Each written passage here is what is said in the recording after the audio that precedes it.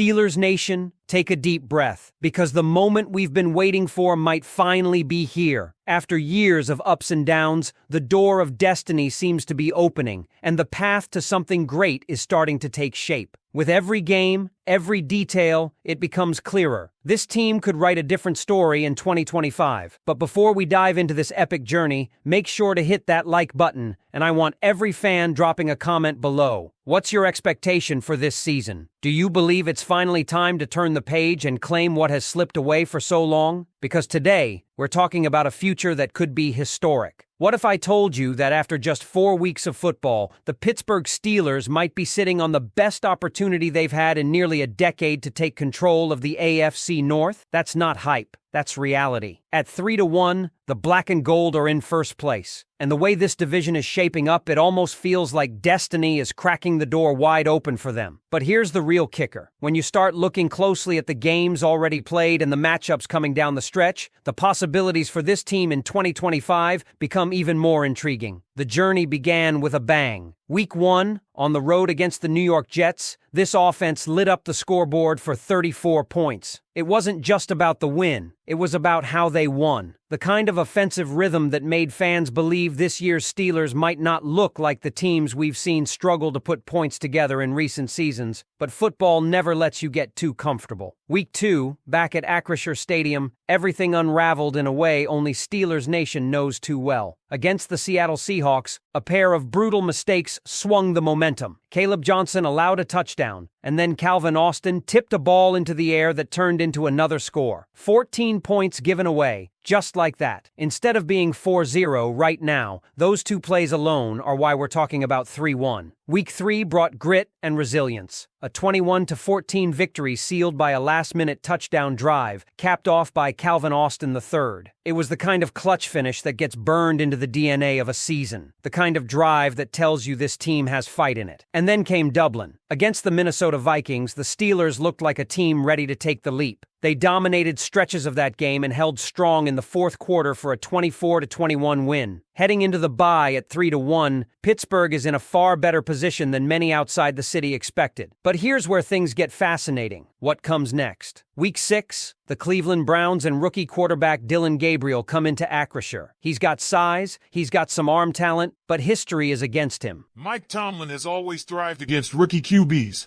and with the Steelers coming off a bye, rested and hungry for their first home win of the season, everything lines up for Pittsburgh to take that one. Week 7, the Cincinnati Bengals. No Joe Burrow, a defense that still looks broken, and some of the worst linebacker play seen in the league in years. Against the Steelers' jumbo packages and ground attack, that matchup could turn into a statement win on primetime. Imagine the reaction if Pittsburgh not only beats but convincingly dismantles Cincinnati on a national stage. Still, the road isn't without danger. Week 8 brings the Green Bay Packers. Primetime, alternate jerseys, and a Matt LaFleur offense that can scheme with the best of them. Add in a dangerous pass rush that could give Broderick Jones fits, and suddenly the Steelers might find themselves on the wrong end of a close one. And just 1 week later, another nemesis, Shane Steichen and the Indianapolis Colts. His offenses have historically given Tomlin fits, and with a balanced roster that includes a strong run game and underrated defense, this could be another stumble at home. And it doesn't stop there. Week 10, the Los Angeles Chargers. On paper, Pittsburgh fans will fill SoFi Stadium with black and gold,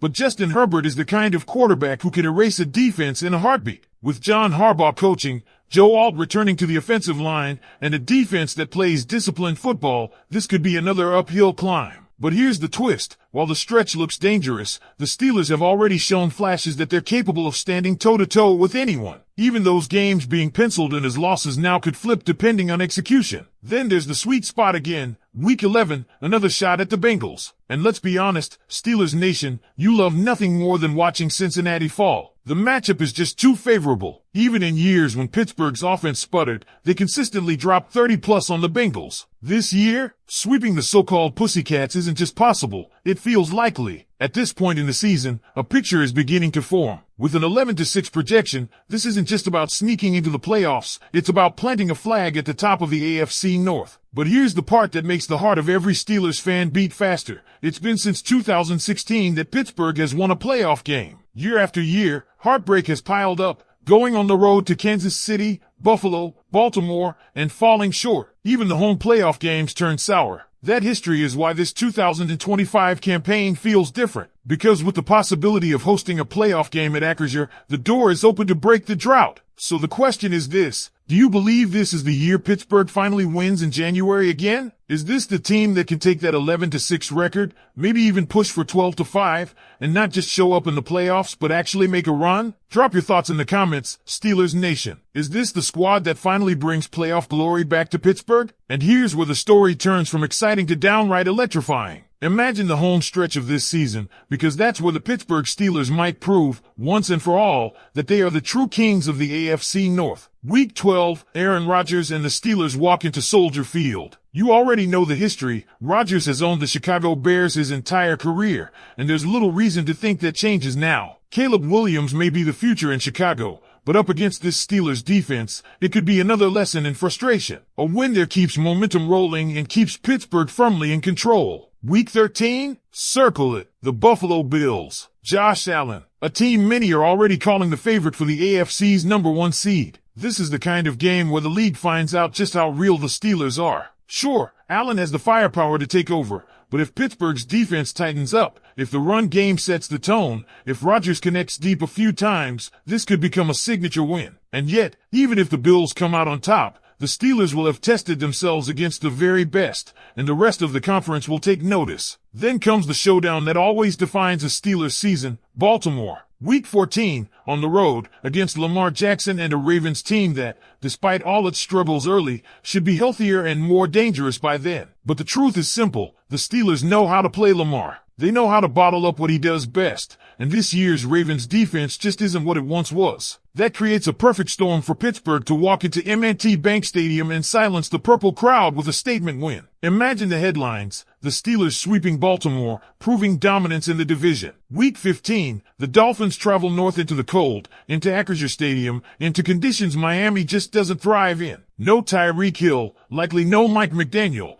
and a Steelers team surging at the right time. Everything points to Pittsburgh turning that night into another dominant chapter in this season's story. But then comes Week 16, a trip to Detroit. The Lions are no joke. They've built a tough, physical team with a dominant offensive line and a run game that can control tempo. That's the kind of matchup that even the most disciplined defenses can struggle with, and it might just hand the Steelers another loss in a hostile environment. Week 17, back to the Browns. By then, maybe Dylan Gabriel has a few more starts under his belt. Maybe Shatter Sanders is in the mix. But no matter who lines up at quarterback, Mike Tomlin has shown time and time again that rookies don't beat the Steelers. That's where experience, discipline, and sheer willpower carry the day. Another sweep of Cleveland feels very much in reach. And then, Week 18, the grand finale, Ravens again. Everything could be on the line: seeding, pride, bragging rights. But here's the kicker: the way this matchup plays out, the way this division has fallen apart around Pittsburgh, there's every reason to believe the Steelers close the season with another win over Baltimore, putting an exclamation point on their AFC North crown. And when the dust settles, the projection lands at 11-6. Conservative, even cautious. Because let's be honest, this team could push for 12 wins. The Packers? Winnable. The Chargers? Winnable. Even the Bills, as good as they are, could be vulnerable if Pittsburgh hits their stride. But here's the truth that Steelers Nation needs to hear. For the first time in a long time, this team isn't chasing anyone. They aren't the underdog sneaking in. They are the standard bearers of the AFC North. Now think about what that means. A home playoff game in Pittsburgh, Acrisure Stadium rocking in January, the terrible towels waving, the black and gold faithful finally seeing a team capable of breaking that playoff drought. Since 2016, it's been one disappointment after another, but this year feels different. Rodgers managing the offense with precision, the run game pounding defenses into submission, the defense itself sharpening week by week. This is a formula built not just to make the playoffs, but to win in them. So here's the final question I leave with you. Is this the year Steelers Nation finally gets to celebrate a playoff victory again? Do you see this 2025 squad as the one that can turn the page on nearly a decade of postseason heartbreak and make a real run? Drop your answer in the comments. Yes or no? Is this the year the Pittsburgh Steelers remind the NFL who really runs the AFC North? Because if you take a step back and really look at the bigger picture, this season feels like it could mark a turning point for the entire franchise. The Steelers have been caught in this strange middle ground for years, too competitive to rebuild, but not quite built to contend deep into January. And yet, the foundation that Mike Tomlin and this front office have been laying seems to be clicking into place in 2025. You can feel it in the way this team handles close games, in the way they've rebounded from mistakes, and in the way their offense has carved out an identity. The shift has been dramatic. No longer are the Steelers leaning solely on their defense to drag them through ugly battles. The introduction of those jumbo personnel packages has completely transformed the offense. Suddenly, they can dictate tempo. Suddenly, Rodgers has the time to use his arm talent and precision to stretch the field. And when that happens, when defenses are forced to respect both the pounding run game and the deep strike, Pittsburgh becomes one of the most balanced teams in the NFL. That balance, something missing in recent years, is exactly what championship teams are built on. Now, let's talk about the AFC North. Coming into the season, most analysts painted it as the toughest division in football. For teams loaded with talent, any of them capable of making a run. But what's happened instead? The Ravens have stumbled out of the gate, their defense collapsing and Lamar Jackson's health suddenly in question. The Bengals have been stripped of Joe Burrow, and without him, that offense looks toothless. Their defensive issues are glaring, and their linebacker play is some of the worst in the league. And the Browns? Solid defense, yes, but their future rests on rookies like Dylan Gabriel or Shatter Sanders finding their footing against NFL competition. None of that screams consistency. Meanwhile, Pittsburgh has been the one constant, balanced, disciplined, opportunistic. It's why an 11-6 projection doesn't just look realistic, it might actually undersell the ceiling. If you give this team a couple more bounces of the ball, a couple fewer mistakes like the ones against Seattle, you could be talking about 12